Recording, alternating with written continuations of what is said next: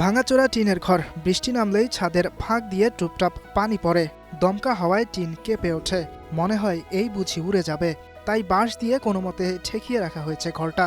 যে ঘর বৃষ্টি আটকাতে পারে না, যে ঘর বাতাস আটকাতে পারে না, সেই বাড়ি থেকে উঠে আসা এক তরুণী আটকে দিচ্ছেন প্রতিপক্ষের বিপজ্জনক সব শট।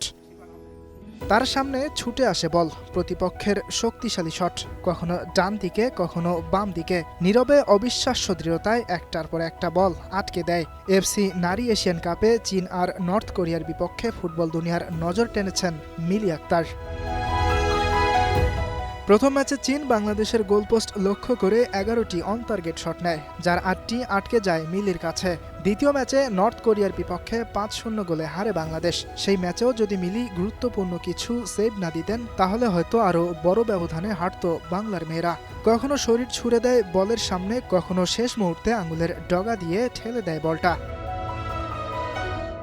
এখন মিলি নজর কাটছেন পুরো বাংলাদেশের। সোশ্যাল মিডিয়ায় তার কথা, খেলার আলোচনায় তার নাম। কিন্তু এক অদ্ভুত কষ্টের গল্প আছে এর ভেতর। মিলির বাবা মা ঠিকমতো দেখতে পাচ্ছেন না নিজের মেয়ের এই লড়াই, কারণ মিলিদের ঘরে টেলিভিশন নেই। জোর করেও খেলাটা ফেরাইতে পারছি না। সে হঠাৎ করে আরেকদিন এই প্রাইমারি স্কুল থেকে আমার পাড়াইছে লোকে যে আপনার মিলির বাবারে লয়ে হয় না। তো আমার খবর নিয়েছে যে আপনার মিলি তো খুব ভালো খেলতে পারে, যে আমরা বড় পর্দায় দিয়ে দিই। আমি কিছু ঠিক আছে, আমরা ঘরে একটা টিভিও নেই, গিয়ে আমরা একটা খেলাধুলা দেখতে দিই। মিলির মতো হতে চেয়েছিলেন তার বড় বোন শিমু আক্তার, তবে পাছে লোকের কথায় হেরে যান তিনি। কিন্তু মিলি দমে যাননি লক্ষ্য থেকে। আমারও অনেক ইচ্ছা ছিল খেলাধুলার, আমি আর ও একসাথেই খেলাধুলা করতাম।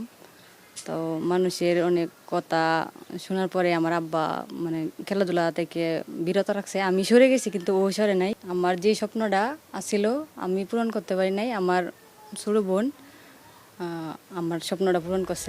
এক অজপাড়া গা থেকে মিলি এখন বিশ্ব দরবারে। প্রতিবেশীরাও গর্বিত মিলির অর্জনে। আমাদের এই এলাকার ছোট বোন বিদেশে গিয়ে ভালো ফুটবল খেলতেছে, আমরা অনেক আনন্দিত। আমরা দেখে মন চাই ওর মতো অনেক বড় হতাম। মিলির বিষয়টা আসলেই অত্যন্ত গর্বের বিষয় আমাদের এলাকার। তিনি থামিয়ে দেন দারিদ্র্যের গল্প, তিনি থামিয়ে দেন মানুষের কটু কথা, তিনি থামিয়ে দেন অসম্ভব শব্দটাকে। হয়তো কোনো একদিন মিলির বাবা মা টিভির সামনে বসে মেয়ের খেলা দেখবেন। সেদিন বৃষ্টি পড়লেও টিনের ছাদ ফুঁড়ে পানি পড়বে না, কারণ সেই ঘরের ভেতরে তখন থাকবে একটা বড় গর্বের আলো। ইয়াসির আরাফাত সবুজ, স্টার নিউজ।